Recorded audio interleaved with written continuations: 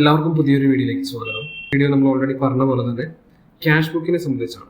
Okay, ഇവിടെ നമ്മൾ പഠിക്കാൻ പോകുന്നത് ഡബിൾ കോളം ക്യാഷ് ബുക്ക്. ഇപ്പോൾ സിംഗിൾ കോളം ക്യാഷ് ബുക്ക് ആണെങ്കിലും അതുപോലെ തന്നെ ഡബിൾ കോളം ക്യാഷ് ബുക്ക് ആണെങ്കിലും ട്രിപ്പിൾ കോളം ക്യാഷ് ബുക്ക് ആണെങ്കിലും നമ്മൾ ചെയ്യുന്ന രീതികൾ സെയിം ആണ്. ഓക്കെ, അവിടെ ഒരു എക്സ്ട്രാ കോളം വരുന്നേ ഉള്ളൂ, പക്ഷെ ചെയ്യുന്ന രീതികളൊക്കെ സെയിം ആണ്. ഓക്കെ, അപ്പോൾ നമ്മളിവിടെ ഇന്ന് പഠിക്കാൻ പോകുന്നത് ഡബിൾ കോളം ക്യാഷ് ബുക്കിനെ കുറിച്ചാണ്.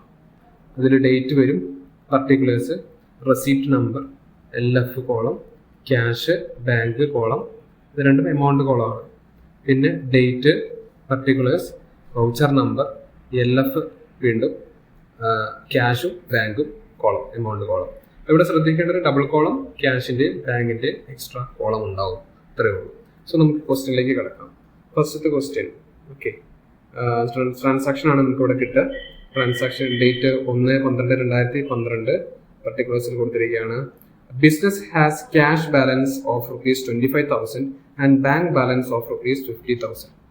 സോ ഇവിടെ ബാലൻസ് ആണ്, ഓക്കെ, സ്റ്റാർട്ടിംഗ് ബാലൻസ് ആണ്, ഓപ്പണിംഗ് ബാലൻസ് ആണ് കൊടുത്തിരിക്കുന്നത്. സോ നമ്മൾ എന്താ ചെയ്യാം? ഇപ്പോൾ ഇവിടെ ബാലൻസ് ക്യാഷിനും ബാങ്കിനും എപ്പോഴും ഡെബിറ്റ് ബാലൻസ് ആണ് ഉണ്ടാവുക. സ്റ്റാർട്ടിംഗ് ബാലൻസ് എന്ന് പറയുന്നത് ഡെബിറ്റ് ബാലൻസ് ആണ്.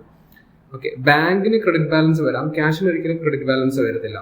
ബാങ്കിന് ക്രെഡിറ്റ് ബാലൻസ് വരുന്നത് ബാങ്ക് ലോൺ എടുത്തിട്ടുണ്ടെങ്കിലോ അല്ലെങ്കിൽ OD ഒക്കെ ഉണ്ടെങ്കിൽ, ഓവർ ഡ്രാഫ്റ്റ് ഒക്കെ ഉണ്ടെങ്കിൽ അത് ക്രെഡിറ്റ് സൈഡ് ആയിരിക്കും അതിൽ ബാലൻസ് വരിക, ബാങ്കിന് മാത്രം. ക്യാഷ് ഒരിക്കലും അത് നെഗറ്റീവ് ആകത്തില്ല, ബാങ്കിന് നെഗറ്റീവ് ആവാം.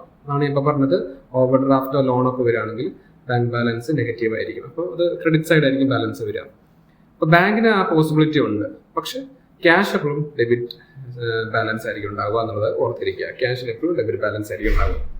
സോ ബിസിനസ് ക്യാഷ് ബാലൻസ് 25,000 രൂപ, അതുപോലെ തന്നെ ബാങ്ക് ബാലൻസ് 50,000 രൂപ, ഇങ്ങനെയാണ് ക്വസ്റ്റ്യൻ പറഞ്ഞിരിക്കുന്നത്. സോ ബാങ്ക് ബാലൻസ് എന്ന് പറഞ്ഞിരിക്കുന്നത്, അപ്പോൾ അത് ഡെബിറ്റ് ബാലൻസ് ആണ്. ഇനി ബാങ്ക് ഓവർ ഡ്രാഫ്റ്റ് എന്നോ അല്ലെങ്കിൽ ബാങ്ക് ലോൺ എന്നൊക്കെ പറയുകയാണെങ്കിൽ അത് ക്രെഡിറ്റ് സൈഡിലായിരിക്കും വരിക. ഓക്കെ, ഇനിവേ നമുക്ക് സ്റ്റാർട്ട് ചെയ്യാം. അപ്പോൾ നിങ്ങൾ ഇവിടെ ഡേറ്റ് കൊടുക്കുക, 1/12/2012. ടു ബാലൻസ്, ഇവിടെ ടു സൈഡ് ആണ്, ഇത് ഡെപ്റ്റർ ആണ്, ഈ സൈഡ് ക്രെഡിറ്റർ ആണ്. ഓക്കെ, ഈ സൈഡ് ക്രെഡിറ്റർ ആണ്.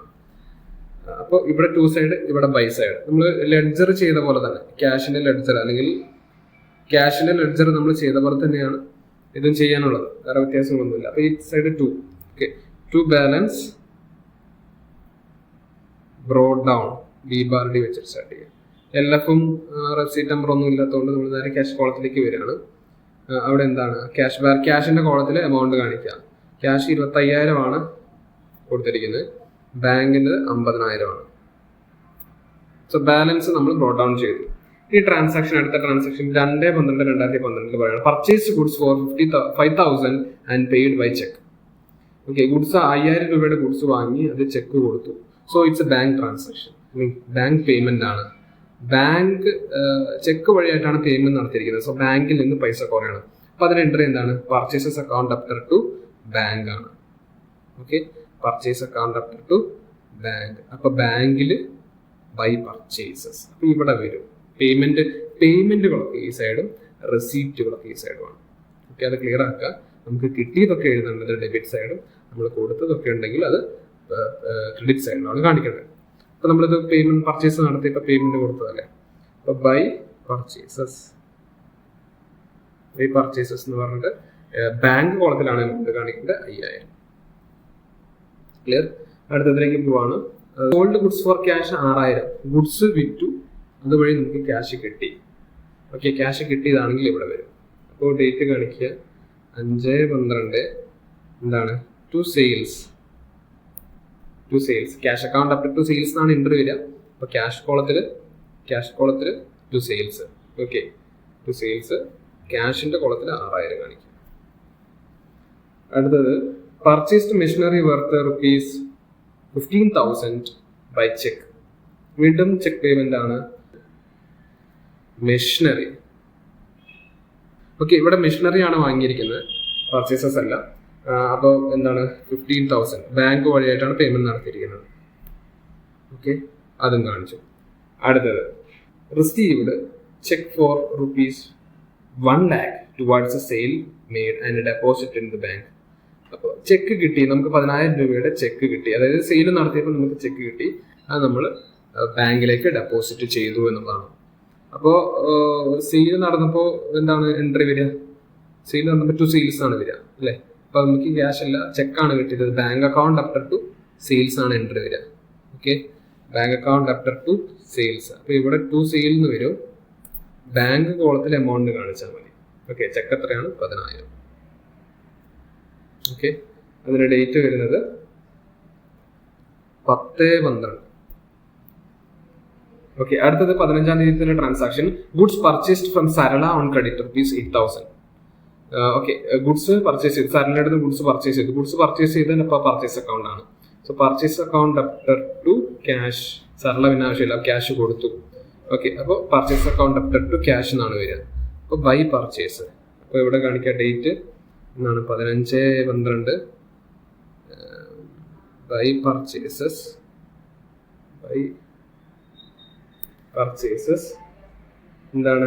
ക്യാഷ് കോളത്തിൽ 8,000. Purchased stationery for ₹750 and paid by cheque. Stationery വാങ്ങി ചെക്ക് കൊടുത്തു.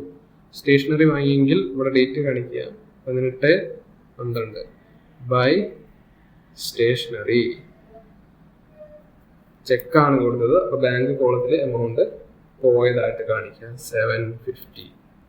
ഓക്കെ, അടുത്തത് issued cheque for ₹2,000 to Uday Shankar in full settlement of office account. Uday ശങ്കറിന് ഫുൾ സെറ്റിൽമെന്റ് നടത്തി. 2,000 രൂപ ചെക്ക് ഇഷ്യൂ ചെയ്തു. അത് അങ്ങനെ ഫുൾ സെറ്റിൽമെന്റ് നടത്തി എന്നുള്ളതാണ് പറയുന്നത്. ഓക്കെ, അപ്പോൾ ഉദയ് ശങ്കറിന് ചെക്ക് കൊടുത്തു കഴിഞ്ഞാൽ Uday Shankar account after to bank. അപ്പോൾ ഇവിടെ വരും 20-ാം തീയതിയിലെത്ത് ബൈ ഉദയ് ശങ്കർ. ഉദയ് ശങ്കറിന് ചെക്കാണ് കൊടുത്തത് 2,000. ഓക്കെ, 2,000 എമൗണ്ട് കോളം കാണിച്ചു. അടുത്തത് withdrew cash ₹4,500 from bank for office use. 4,500 രൂപ ബാങ്കിൽ നിന്ന് ഓഫീസിന്റെ ആവശ്യങ്ങൾക്ക് വേണ്ടി നമ്മൾ പിൻവലിച്ചു. ഇതൊരു കോൺട്രാ എൻട്രി ആണ് അല്ലെ. ക്യാഷും ബാങ്കും വരുന്ന എൻട്രി കോൺട്രാ എൻട്രി ആണ്. അപ്പൊ അത് എൻട്രി എന്താ വരിക? ബാങ്കിൽ നിന്ന് പൈസ പിൻവലിക്കുകയാണ് ചെയ്തത് ഓഫീസിന്റെ ആവശ്യങ്ങൾക്ക് വേണ്ടിയിട്ട്. So cash account after to bank എന്നുള്ളതാണ് എൻട്രി വരുന്നത്. Cash account after to bank. അപ്പോൾ ഇവിടെ എന്താണ് ആ എൻട്രി നേരെ അങ്ങ് എഴുതിയേക്കുക. Cash account after to bank.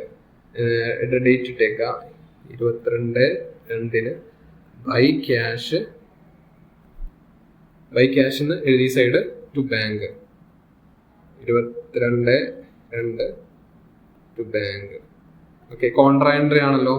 Cash account after to bank എന്ന് എഴുതിയിട്ട് ബാങ്ക് വരുമ്പോൾ ക്യാഷ് കോളത്തിൽ എമൗണ്ട് കാണിക്കുക 4,500. ക്യാഷ് വരുമ്പോൾ ബാങ്ക് കോളത്തിൽ എമൗണ്ട് കാണിക്കുക 4,500. ഓക്കെ, ബൈ ക്യാഷ് എന്ന് എഴുതിയിട്ട് ബാങ്ക് കോളത്തിലാണ് എമൗണ്ട് കാണിക്കേണ്ടത്. ടു ബാങ്ക് എന്ന് എഴുതിയിട്ട് ക്യാഷ് കോളത്തിൽ എമൗണ്ട് കാണിക്കുക. എന്നിട്ട് LF കോളത്തിൽ അത് കോൺട്രാ എൻട്രി ആണെന്ന് നമ്മൾ കാണിക്കണം. കോൺട്രാ എൻട്രി ആണത്. ഓക്കെ, അടുത്തത് paid towards rent by cheque ₹3,000. Rent കൊടുത്തു ചെക്കായിട്ടാണ് റെന്റ് കൊടുക്കുന്നത്. അപ്പൊ എങ്ങനെ വരും? ഇവിടെ ബൈ റെന്റ് വ്യത്യാസമൊന്നുമില്ല. 23/12 ബൈ റെന്റ്. ബാങ്ക് കോളത്തിൽ നിന്നാണ് പൈസ പോകുന്നത്. സോ ചെക്കല്ലേ കൊടുക്കുന്നത്. ഓക്കെ, അപ്പോൾ 3,000 ബാങ്ക് കോളത്തിലാണ് കാണിച്ചിരിക്കുന്നത്. അടുത്തത് paid ₹10,000 as salary in cash. Salary കൊടുത്തു ക്യാഷ് ആയിട്ട്. അപ്പോൾ ഇവിടെ വരും 25/12 ബൈ സാലറി. ക്യാഷിന്റെ കോളത്തിൽ 10,000. Last transaction withdrew ₹1,000 from bank for personal use. അപ്പൊ പേഴ്സണൽ യൂസ് എന്ന് പറഞ്ഞു കഴിഞ്ഞാൽ എന്താണ്? ഓക്കെ, ഡ്രോയിങ്സ് ആണ് അല്ലെ. ഡ്രോയിങ്സ് ആണ് പേഴ്സണൽ യൂസ് എന്ന് പറയുമ്പോൾ അവിടെ വരുന്ന account. So drawings account after to bank. ബാങ്കിൽ നിന്നാണ് പിൻവലിച്ചുകൊണ്ട് പോകുന്നത്. So drawings account after to bank ആണ് വരുന്നത്. അപ്പൊ നമ്മൾ ഇവിടെ എഴുതാം 28/12 ബൈ ഡ്രോയിങ്സ്. ബാങ്ക് കോളത്തിൽ നിന്ന് എമൗണ്ട് കുറയണം 1,000. സോ ഇത്രയാണ് നമ്മുടെ ട്രാൻസാക്ഷൻസ് നമ്മുടെ ക്വസ്റ്റ്യനിൽ പറഞ്ഞിരിക്കുന്നത്. രണ്ട് സൈഡും ഏതാണ്? ക്ലോസിംഗ് ബാലൻസ് കണ്ടുപിടിക്കണ്ടേ? അപ്പോൾ നമ്മളിത് കാൽക്കുലേറ്റ് ചെയ്യണം. ഓക്കെ, എത്രയാണെന്നുള്ളത് നമ്മൾ കാൽക്കുലേറ്റ് ചെയ്യണം. സോ ഈ കോളം നമുക്ക് ക്യാഷ് എമൗണ്ട് കിട്ടിയിരിക്കുന്നത് 35,500. ഇവിടെ നമുക്ക് കിട്ടിയിരിക്കുന്നത് 60,000. ബാങ്ക് കോളത്തിൽ 60,000. ഇവിടെ നമുക്ക് 18,000 ടോട്ടൽ കിട്ടിയിരിക്കുന്നത്. ഈ സൈഡ് ബാങ്കിന്റെ കോളത്തിൽ ക്രെഡിറ്റ് ബാലൻസ് നമുക്ക് കിട്ടിയിരിക്കുന്നത് 31,250. സോ ഏത് എമൗണ്ട് ആണ് കൂടുതൽ? ക്യാഷിൻ്റെ എടുക്കാം. 35,000 18,000. 35,500 അല്ലേ കൂടുതൽ? സോ അത് കാണിച്ച് രണ്ട് സൈഡിലും 35,500. ക്യാഷിൻ്റെ കോളത്തിൽ 35,500. 35,500. ഇനി ബാങ്കിന്റെ കോളം നോക്കുക.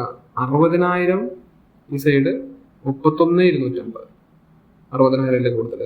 അതും കാണിച്ചേക്കാം. 60,000 ഇവിടെ 60,000. അപ്പോൾ സ്വാഭാവികമായിട്ടും ഈ സൈഡാണ് കുറവ്. ഓക്കെ, അപ്പോൾ 35,500 മൈനസ് 18,000 ചെയ്ത് കഴിഞ്ഞാൽ നമുക്ക് ഇവിടെ കിട്ടും ബാലൻസ്. അടുത്ത എന്താണ്? 60,000 മൈനസ് 31,250 ചെയ്താൽ നമുക്ക് ഇവിടെ ബാലൻസ് കിട്ടും. സോ ഇവിടെ നമുക്ക് ബാലൻസ് കിട്ടി 17,500 28,750. എന്താണ്? By balance C bar D. ഇതാണ് നമുക്ക് ക്ലോസിംഗ് ബാലൻസ് ആയിട്ട് കിട്ടിയിരിക്കുന്നത്. ഇങ്ങനെയാണ് നമ്മൾ ക്യാഷ് ബാലൻസും ബാങ്ക് ബാലൻസും കണ്ടുപിടിക്കുന്നത്. ക്യാഷ് ബുക്ക് എന്തിനാണ്? ക്യാഷിന്റെയും ബാങ്കിന്റെയും ബാലൻസ് കണ്ടുപിടിക്കാൻ വേണ്ടിയിട്ടുള്ളതാണ്. ഇവിടെ നമ്മൾ രണ്ട് കോളം എടുത്തിരിക്കുന്നത് ക്യാഷും ബാങ്കും ആണ് അല്ലേ? നമ്മൾ പഠിച്ചിട്ടുള്ളത് ഡബിൾ കോളം ക്യാഷ് ബുക്ക് എന്ന് പറയുന്നത് നമ്മൾ പഠിച്ചിട്ടുള്ളത് എന്താണ്? ക്യാഷ് കോളവും അതുപോലെ ഡിസ്കൗണ്ട് കോളവും ആണ്. Okay, triple column cash book ആണ് നമ്മൾ ക്യാഷും ബാങ്കും ഡിസ്കൗണ്ടും പഠിച്ചിട്ടുള്ളത്. സോ ബാങ്ക് വരുന്ന ട്രിപ്പിൾ കോളത്തിലാണ്. സോ ഇങ്ങനെ ഒരു ക്വസ്റ്റ്യൻ വരികയാണ്, അത് ക്യാഷും ബാങ്കും മാത്രം തരുന്നുള്ളൂ, ഡിസ്കൗണ്ടിന്റെ കോളം തരുന്നില്ലെങ്കിൽ നിങ്ങൾക്ക് അത് ഡബിൾ കോളം ക്യാഷ് ബുക്ക് ആയിട്ട് കൺവേർട്ട് ചെയ്യാം. ഓക്കെ, ക്യാഷും ഡിസ്കൗണ്ടും തന്നു കഴിഞ്ഞാൽ അത് ഡബിൾ കോളമാണ്, ക്യാഷും ബാങ്കും തന്നു കഴിഞ്ഞാൽ അത് ഡബിൾ കോളം തന്നെയാണ്. മൂന്നെണ്ണം വരികയാണ്. ഡിസ്കൗണ്ടും കാണിക്കണം, അതുപോലെ തന്നെ ബാങ്കും കാണിക്കണം, അതുപോലെ തന്നെ ക്യാഷും കാണിക്കണമെങ്കിൽ മാത്രമേ അതൊരു ട്രിപ്പിൾ കോളം ക്യാഷ് ബുക്ക് ആവുന്നുള്ളൂ. Okay, clear. ക്യാഷ് മാത്രം വരുവാണെങ്കിൽ അതൊരു സിംഗിൾ കോളം അല്ലെങ്കിൽ സിമ്പിൾ ക്യാഷ് ബുക്ക് ആയിരിക്കും. സോ അത് മനസ്സിലാക്കുക. ക്യാഷും ബാങ്കും തരുന്നുണ്ടെങ്കിൽ അതും ഡബിൾ കോളം ക്യാഷ് ബുക്ക് തന്നെയാണ്. ഓക്കെ, അതല്ലാതെ ട്രിപ്പിൾ കോളം ക്യാഷ് ബുക്ക് വരയ്ക്കേണ്ട ആവശ്യമില്ല. ഡിസ്കൗണ്ട് കൂടെ തരുവാണെങ്കിൽ മാത്രം നിങ്ങൾ ട്രിപ്പിൾ കോളത്തിലേക്ക് പോകാം. ഓക്കെ, ഇനി ഡിസ്കൗണ്ടും ക്യാഷും മാത്രം തരുന്നുണ്ടെങ്കിലും നിങ്ങൾ ഡബിൾ കോളം ക്യാഷ് ബുക്ക് വരയ്ക്കുക. സോ ഇവിടെ ക്യാഷും ബാങ്കും മാത്രമേ തന്നിട്ടുള്ളൂ. സോ ഡബിൾ കോളം മതി. അടുത്ത ചാപ്റ്റർ എന്ന് പറയുന്നത് ട്രയൽ ബാലൻസ് ആണ്.